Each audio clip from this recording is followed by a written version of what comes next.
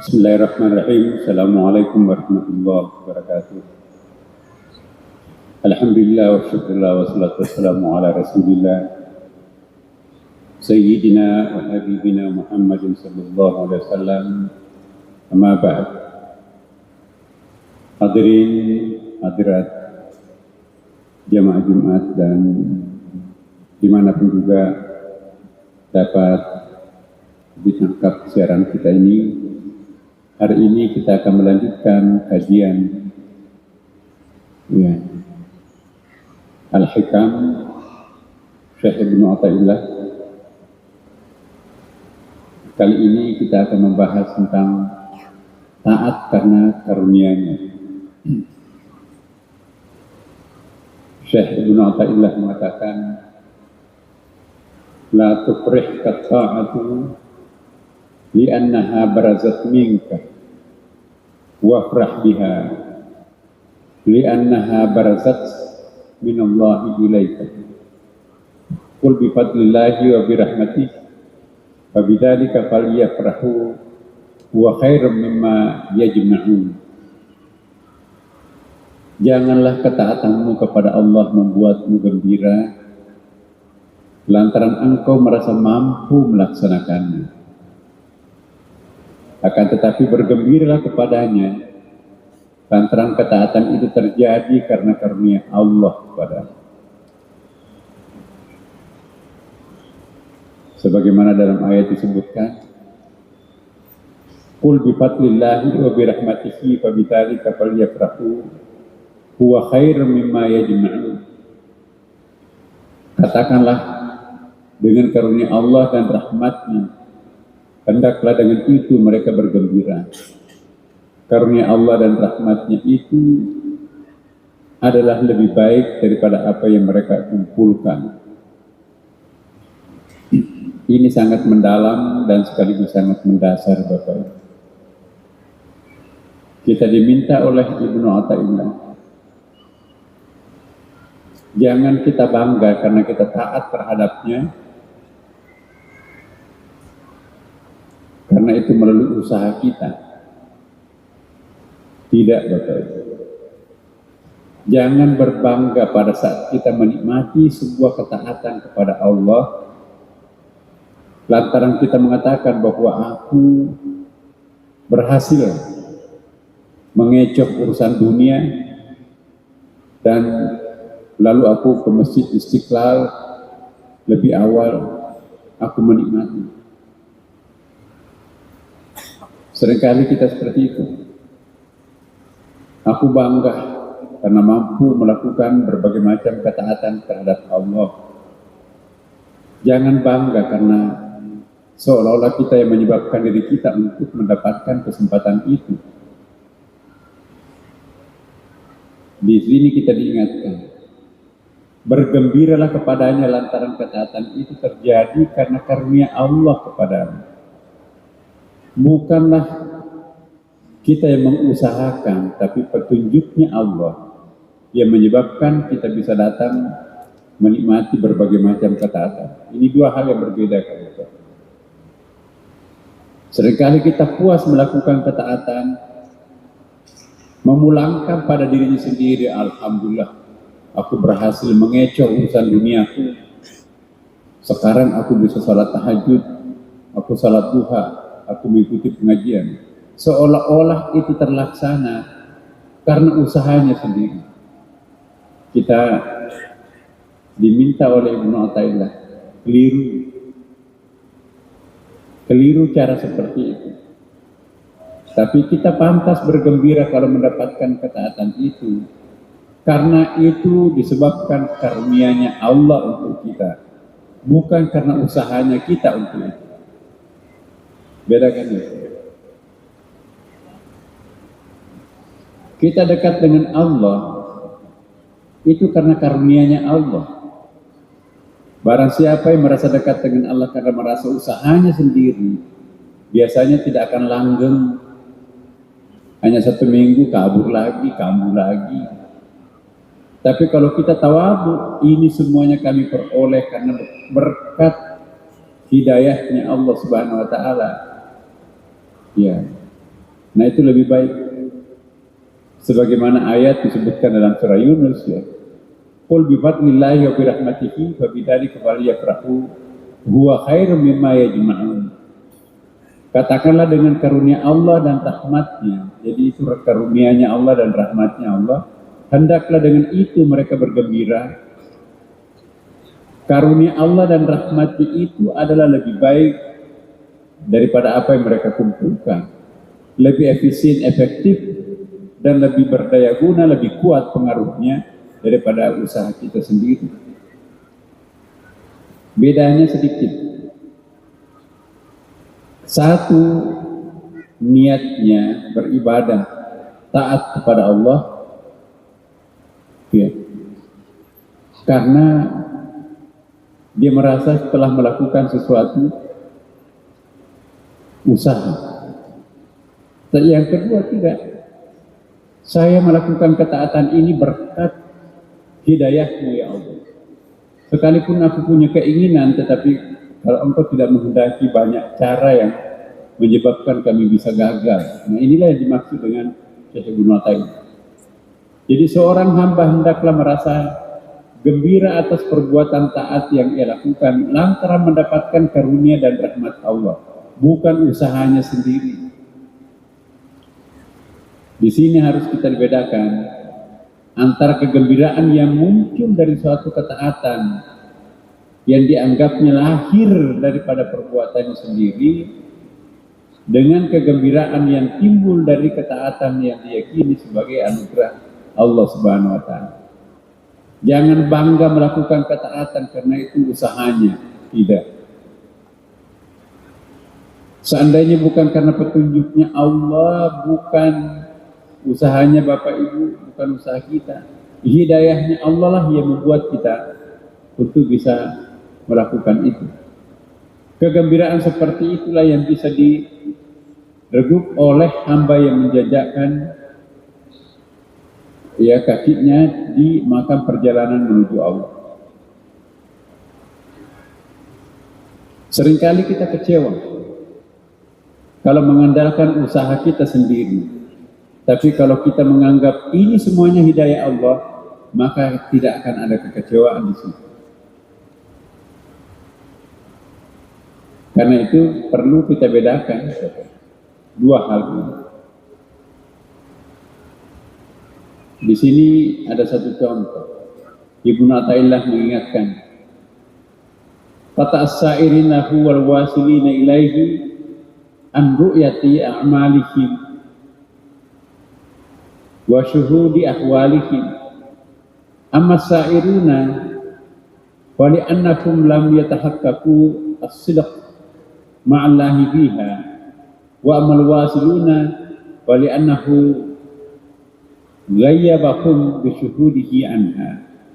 Allah yang menghindarkan orang-orang yang menujunya dan juga orang-orang yang telah sampai kepadanya dari melihat amal mereka dan menyaksikan hal ihwal mereka.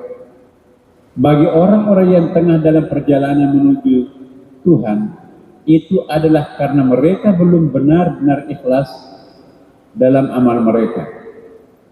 Dan bagi mereka yang telah sampai kepadanya adalah karena mereka sibuk menyaksikannya hingga tidak ada waktu untuk menengok amal-amal mereka. Sama tadi penjelasan kita. Ini sebuah tanda bahwa Allah Subhanahu wa taala memberikan taufik kepada seorang hamba apabila sang hamba itu disibukkan dengan perbuatan ketaatan kepadanya. Dan pada saat yang sama dijauhkan dari sifat ujub ya, serta berbangga diri atas amalannya. Semua itu dilandasi oleh perasaan bahwa ia belum sempurna melakukan amalan tersebut, atau merasa semua amalan tersebut itu semata-mata merupakan wujud karunia dari Allah Subhanahu wa taala. Penjelasannya adalah ini.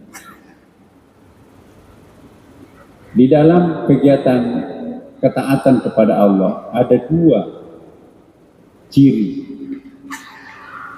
Ada orang yang melakukan ketaatan disebut ahlu ta'ah. Dan ada orang yang melakukan ketaatan, beribadah kepada Allah, maka itu disebut dengan ahlul ibadah. Yang pertama itu melakukan ibadah, yang kedua itu disebut dengan ubudiyah. Beda itu Bapak Ibu. Apa perbedaan ibadah dengan ubudiyah? Kalau ibadah itu formalitas, berdiri, ruku, i'tidal, sujud, duduk, ya, tasyahud, ya. Jadi amalan-amalan formalitas yang kita lakukan itu ibadah. Dan seolah-olah kalau kita sudah melaksanakan rukun syaratnya, sudah selesai, beres, sudah salat, ya sudah. Itu ibadah. Tapi kalau ubudiyah, walaupun kita sudah melaksanakan semua rukun syarat itu, tapi kita masih hambar, rasanya kok enggak banyak, tidak berkualitas ibadah ini. Akhirnya dia memperbaiki kualitas ibadahnya. Aku pelong. Itulah yang disebut dengan ubudiyah. Jadi ubudiyah itu disertai penghayatan, tapi kalau ibadah formalitasnya belakang.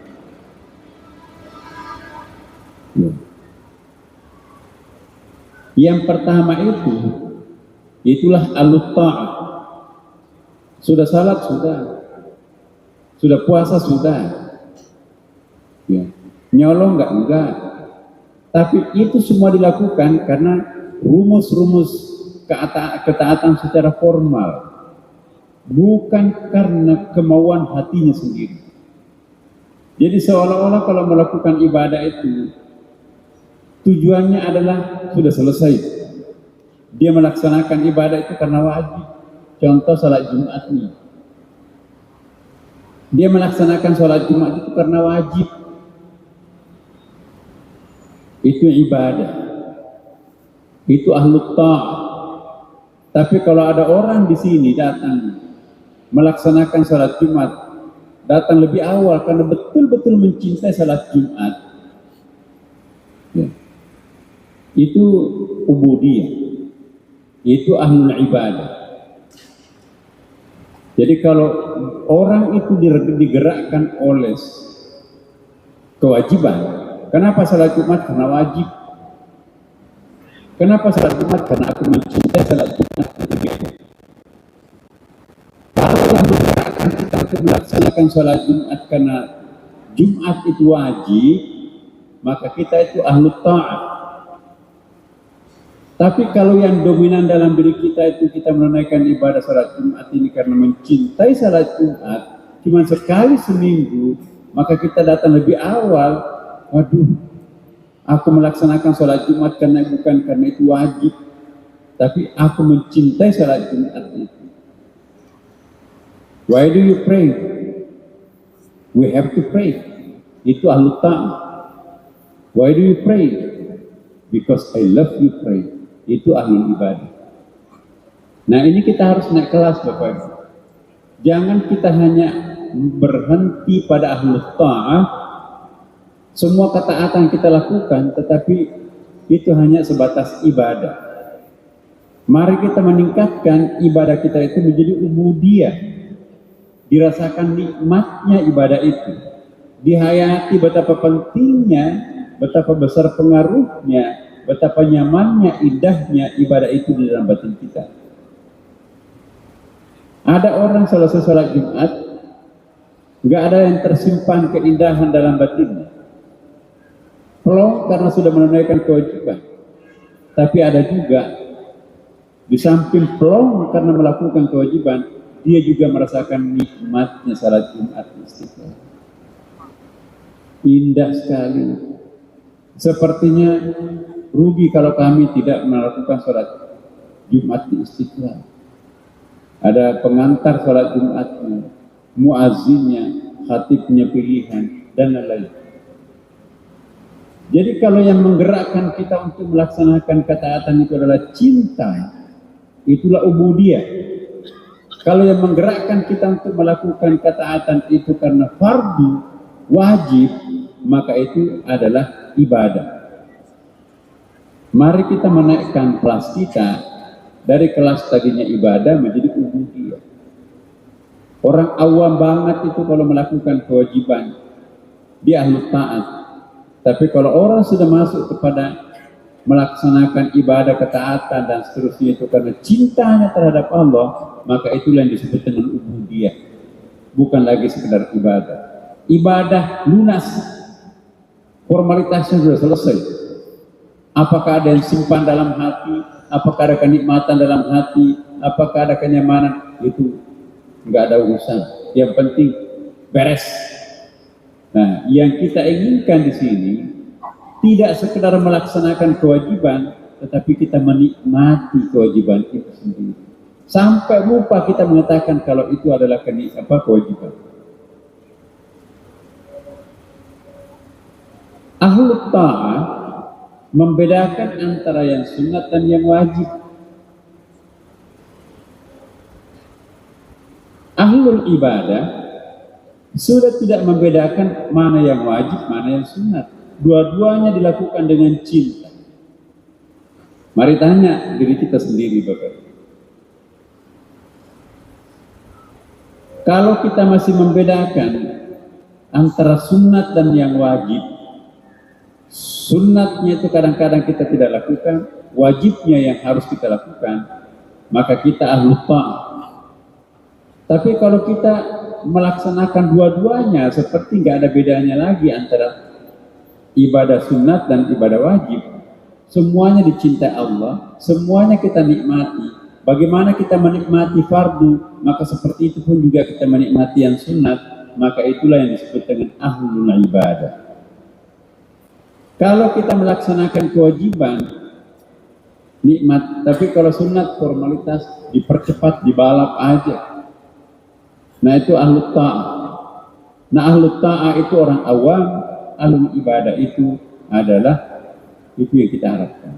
Jadi kita jangan hanya melaksanakan apa yang biasa kita istilahkan dengan ibadah. Mari kita meningkatkan ibadah itu menjadi ubudiyah. Ya. Bapak Ibu.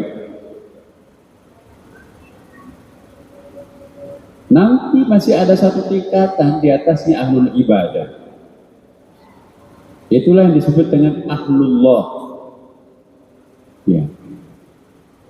Kalau ahlullah bukan melaksanakan ketaatan itu dengan cinta semata, tapi menjadi menjadi dirinya sendiri sebagai ahli ibadah. Saya memberikan satu contoh ya. Di sini ada ada kata kerja, ada kata sifat, ada kata benda. Minum kopi, itu kata meminum kopi itu artinya kata kerja, ya. Melaksanakan sholat, minum kopi. Boleh jadi orang itu bukan hobi minum kopi, karena disuguhin kopi terpaksa harus minum kopi. Ya. Tapi kalau kita katakan itu pengopi, ya, itu sudah kecantol dengan kopi. Itu sudah kata sifat. Kalau kata benda itu kopi, siapa itu yang datang? Oh, kopi datang. Wah, itu sudah menjadi kopi. Kata benda. Nah, ini dia. Siapa itu? Oh, orang mau melakukan sholat Jumat, itu kata kerja. Ya.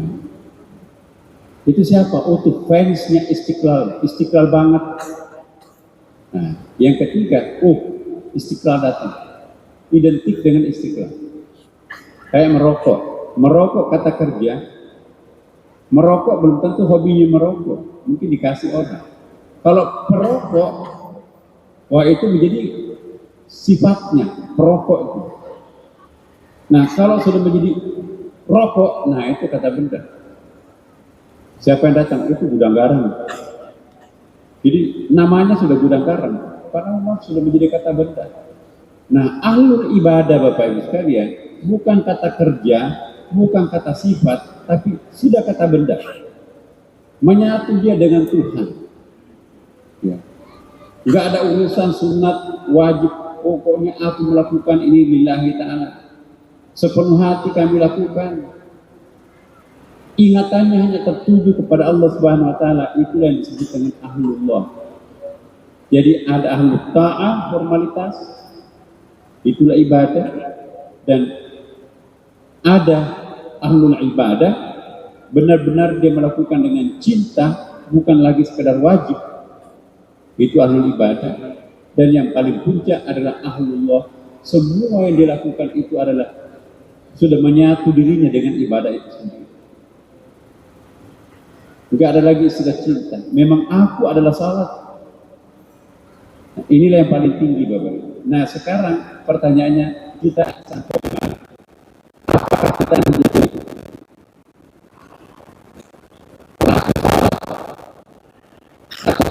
salat atau menjadi salat itu sendiri?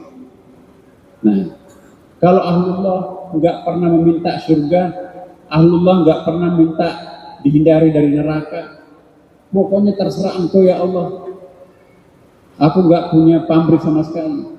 Inna salati wa nusuki wa mahyaya wa mamati lillahi rabbil alamin. Aku melakukan salat ini bukan karena ada harapan, semua ini aku lakukan karena aku mencintai engkau. Kalau yang kedua tadi masih mencintai surga, kalau yang pertama masih ingin bebas dari api neraka. Inilah Bapak Ibu sekalian pertemuan kita pada hari ini. Insya Allah kita akan lanjutkan pada sesi berikutnya, nanti akan datang. Dan untuk itu Bapak Ibu sekalian, sekaligus saya juga ingin mengajak kepada kita semua, mari kita berdoa untuk saudara-saudara kita yang ditimpa musibah di Cianjur, juga kemarin banjir, dan musibah-musibah yang melanda negeri kita di berbagai tempat ini.